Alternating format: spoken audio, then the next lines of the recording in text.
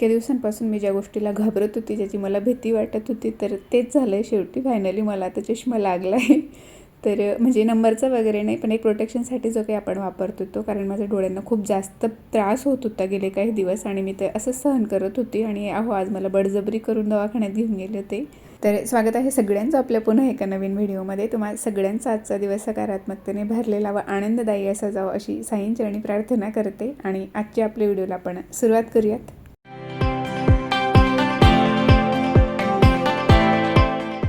तर इथे आता चेकअप वगैरे झालेला होता आणि चष्मा उद्याला भेटणार होता. तर आम्ही घरी परत निघालो. तो मला काय माहिती भीती नाही, पण मग मला लावायलाच आवडत नाही, खूप इरिटेट होतो. असंही मी जे आपण सनग्लासेस वगैरे असतात ते सुद्धा फारसं वापरत नाही मी, मला आवडत नाही मुळात म्हणजे. म्हणून मी नाही म्हणत होती, आहोंना नको नको म्हणत होती. आणि बरंच झालं की काही परमनंट वगैरे असं नव्हतं लागलेला नंबरचा वगैरे, व फक्त एक स्क्रीन टाईमसाठी जो काही आपण वापरतो, तर स्क्रीनसाठी जो वापरतो स्पेशली, तर तो मला डॉक्टरांनी सजेस्ट केला आणि तो घेतला. पण त्यानंतर घरी येताना मात्र खूप मोठं लेक्चर मला ऐकायला लागला आहोंचा, की एवढ्या दिवसापासून तुला सांगत होतो ऐकत नाही म्हणून. तर असं त्यानंतर बऱ्याच दिवसांनी आज संध्याकाळी थोडंफार टेरेसवर म्हटलं वॉक करावं. कारण काय होतं, घरातली कामं आवरून झालं की परत एडिटिंगचं काम असतं, मग तेच पार्लरमध्ये कोणीतरी येतं, तर अजिबात स्वतःकडे आता स्वतःला तर वेळ मला देता येत नाही सध्या तरी.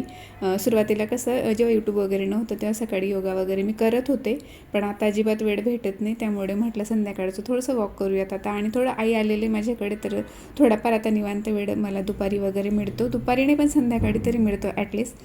आणि आता सध्या माझ्या असं लक्षात आलं आहे की जेव्हा आपण डीमार्टला असं सामान वगैरे आणायला जातो, किराणा वगैरे, तर किराण्यासोबत बऱ्याच अशा गोष्टी असतात जे अननेसेसरी आपण घेत असतो, टाकत असतो ट्रॉलीमध्ये, समोर दिसल्या डोळ्यांनी की असं प्रत्येकाच्या सोबत होतं. तर आता आम्ही एक नवीन एक रूल फॉलो करायचं ठरवलं. बघूया आता किती दिवस होतं ते, की जी वस्तू घरातली संपेल तर त्या वेळेला ती एकच वस्तू आणायची, असं आमचं चाललं आहे आता. त्यामुळे की बराचसा आपला खर्च कमी होतो.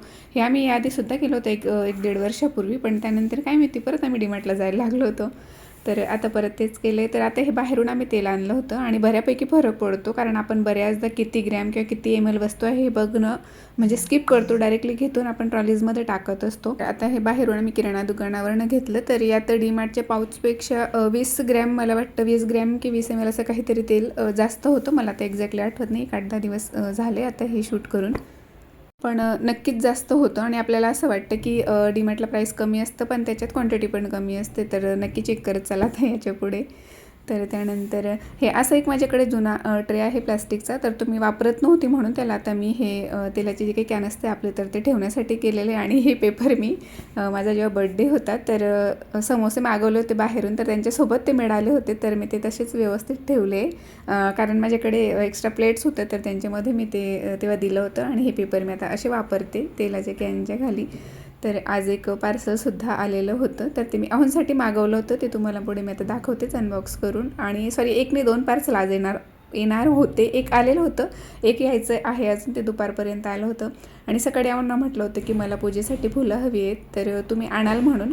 तर आहोंनी अशी एकाच रंगाची एवढी अशी बुकेमध्ये फुलं आणली, पण खूप छान वाटत होतं ते. थोडं म्हणजे संध्याकाळपर्यंत मी तसंच ठेवलं होतं ते, नंतर मग त्यांना कट करून फ्रीजमध्ये ठेवलं होतं. तर हे जे पार्सल होतं तर मी आहोंसाठी मागवलं होतं. त्यांच्यासाठी पर्स मागवलं होतं मी, बऱ्याच दिवस झालं त्यांचं पाकिट खराब झालेलं होतं वॉलेट, तर हे मी मागवलं. तर क्वालिटी वाईज वगैरे सगळं छान होतं आणि कलरही छान होतं. मी आहोंना विचारूनच ऑर्डर केलं होतं, ग्रे कलर होता. पण झालं असं की आहोंना म्हणजे फारसं ते काही आवडलं नाही म्हणण्यापेक्षा त्यांचं म्हणणं आहे की साईज खूप मोठी आणि असं फुगलेलं ते दिसतं खिशात घातल्यानंतर. आणि याच्या आधी जे काही ते आता हल्ली वापरतात ते खूप स्लिम असं आहे, तर ते घातल्यावर म्हणजे असं खिशात ठेवल्यानंतर वाटत नाही पाकिट वगैरे काही ठेवलेले असं, आणि खूप असं फुगलेलं दिसतं आहे. तर काय माहिती आता ते ठेवता का नाही, कोणाला काही आयडिया नाही आता. पण जर त्यांना नाही आवडलं तर मी परत करेल. पण क्वालिटी वाईज वगैरे छान होतं. हाच एक लॉस होता की खूप मोठ्या साईजमध्ये ते आलं होतं. आणि आहोंनी म्हटल्याबरोबर लागलंच आधीने शब्द पकडला की तुम्हाला नसेल हवं तर मला द्या, मला लागतंय म्हणून वगैरे, माझ्याकडे वॉलेट नाही आहे हे ते. त्याची नाटकं बरीच चालली होती, बऱ्याच वेळ त्याने डोकं खाल्लं. त्यानंतर म्हटलं पाकिट असंच देत नाही, कोणालाही द्यायचं असेल तर त्यात आपल्याला, जर आपण कोणाला गिफ्ट करतो एखाद्या व्यक्तीला, तर त्याच्यात काहीतरी 10-20 रुपये ठेवून द्यायला लागतात. म्हणून मी ते आता आधीला म्हटलं पर्समधून पैसे आणून दे, तर ते पाकिटात ठेवून माहोंना देते आता. तर आणि हे असे कार्ड्स निघत होते त्यामध्ये, मग आधीला हे कार्ड्स देऊन मी थोड्या वेळासाठी शांत केलं. जर का पप्पांनी नाही वापरलं तर तूच वापरशील म्हणून, किंवा मग त्यांचं जुनं घे. तर जुनं घेऊनही तो खूप खुश झाला होता. तर भरपूर असे त्यात कप्पे वगैरे आहेत. आणि मला वाटतं बऱ्याच जणांनी घेतले असेल मिशोवरनं. हे मला आत्ता दिसलं होतं आणि खूप दिवसांचं मला आहोंसाठी घ्यायचं होतं, पण मी मार्केटला जात होती प्रत्येक वेळेला विसरत होती. तर आता ह्यावेळेस त्यांना विचारूनच मी ते ऑर्डर केलं होतं, कारण मागेसुद्धा मी एकदा मागवलं होतं, तर तेही त्यांना आवडलं नव्हतं. आणि मला फारसं असं म्हणजे गिफ्टमधलं वगैरे कळत नाही. स्पेशली त्यांना देण्यासाठी शर्ट वगैरे मी घेते बऱ्याचदा, म्हणजे चॉईस करते. आम्ही जेव्हा सोबत कपडे घ्यायला जातो तर ते बऱ्यापैकी त्यातलं कळतं, पण इतर ॲक्सेसरीज वगैरे गोष्टी वगैरे मला काही फारसं कळत नाही. इवन स्प्रेमध्ये सुद्धा 1-2दा मी फसलेली. त्यांना गिफ्ट केल्यानंतर त्यांनी ते नंतर वापरलेच नाही. घेताना मात्र हो म्हणत होते की छान आहे, छान आहे. आणि हो, त्यानंतर हे दुसरं पार्सल, हा जो काही माझा सोफा आहे, तर मला असं म्हणजे कॅमेऱ्यात नाही दिसत, पण जवळून वाटतो की थोडंसं असं काळपट्टू झालेलं आहे, खराब वाटायला लागलं. म्हटलं थोडंसं त्याला काहीतरी नवीन लुक आपण देऊयात आता. तर मी हे सोफा कवर ऑर्डर केलं होतं. तर मला तर ते खूप आवडलं. क्वालिटीसुद्धा खूप छान होती त्याची आणि घातल्यानंतरही सोफ्याला चढवल्यानंतरही ते खूप छान दिसत होतं. पण प्रॉब्लेम एक आला की त्याला फिटिंगच नव्हती, कारण हे जे पॅटर्न आहे माझ्या सोफ्यांचं, तर त्यांच्यासाठी हे बनलेलंच नव्हतं. त्याला तो एक फुल सोफा असतो आपला, त्याच्यासाठी ते होतं. पण तरीसुद्धा मला ह्या गोष्टीची कल्पना होती, पण तरी मी ते ऑर्डर करून दिलं होतं. म्हटलं बघूयात घरी आल्यावर आपल्याला काही ॲडजस्टमेंट वगैरे करता येते का. तर भरपूर वेळ, एक अर्धा ते पाऊण तास आम्ही त्याच्यामागे लागलो. सगळ्या प्रकारे करून बघितलं, पण त्याची फिटिंग व्यवस्थित बसत नव्हती. त्यामुळे ते व्यवस्थित वाटत नव्हतं, असं सगळं वर निघाल्यासारखं वाटत होतं. मग कपडा, कलर, क्वालिटी वगैरे सगळं मला खूप आवडलं होतं. मी खूप प्रयत्न केले की कसं तरी याला फिक्स करूयात आपण म्हणून. आणि माझं तर असं चाललं होतं की एखाद्या वेळेस कटही करायला लागलं तरी चालेल, पण मग कट केल्यानंतर त्याचं जे काही स्ट्रेचेबल कापड आहे, तर त्याच्यामुळे प्रॉब्लेम आला असता. आणि परत खाली त्यांना कुठे स्टिच करायचं हेच माझ्या लक्षात येत नव्हतं. म्हणून मी थोडेफार प्रयत्न करून बघितले आणि नंतर जाम थकायला झालं, होतच नव्हतं. म्हटलं जाऊ दे आता, याला रिटर्नच करूयात आपण. एकदा अहोने ट्राय करून बघितलं त्यांच्या हिशोबाने खाली पॅक वगैरे करून, पण तरीसुद्धा ते प्रॉपर बसत नव्हतं. खूप सुरकुत्या त्याला पडत होत्या. मग लास्टला आधीनेच म्हटलं की जाऊ दे मम्मी, आता दे त्याला परत करून आणि दुसरं आपण मागवूयात म्हणून. पण माझ्या ह्या सोफ्यांना भेटतच नाही. याआधीसुद्धा मी 1-2दा मागवले होते, तर तेही बसत नव्हते आणि मला रिटर्न करावे लागले होते. तर असं हे कवर मात्र मी तेवढं रिटर्न केलं होतं. आणि आधी बिचारा इथे जे काही जुनं वॉयलेट त्याला द्यायचं सांगितलं होतं की तुला देतील पप्पा वापरायला म्हणून. माहिती नाही त्याला काय ठेवायचं आहे त्याच्यात, पण खूप एक्साइटमेंट की ते कधी खाली करत आहे. लवकर द्या पप्पा, लवकर द्या पप्पा करून त्याने ते जुनं पाकिट त्यांना खाली करायला सांगितलं. आणि जसंच अहोंना पाकिटात, नवीन पाकिटात 100 रुपये दिसले, तर ते म्हणत होते की फक्त 100च ठेवले का, जास्तीचे ठेवायचे होते ना. त्यांना म्हटलं मी 10च ठेवणार होते, पण सुट्टे नव्हते म्हणून 100 ठेवले. आणि आधी तेच म्हणत होता की मलाही तुम्ही पाकिट देता, तर माझ्या ह्याच्यात काहीतरी हवं पॉकेट मनी म्हणून. आणि आज आहे ना, आईने गावाकडे जे काही आपण मूगडाळीचे सांडगे वगैरे बनवतो, आमच्याकडे वड्या म्हणतात, तर मिक्स डाळींचे ते बनवल्या जातात. तर त्यांचं जे काही पीठ असतं, तर त्यांचे वडे खूप छान लागतात तळून बनवलेले. गावाकडे खूप आवडीने ते खाल्ले जातात, तर ते मलाही खूप आवडतात. तर आम्हाला खायला मिळावेत म्हणून आईने इकडे सगळं सामान आणलं होतं, त्याला लागणारा मसाला वगैरे.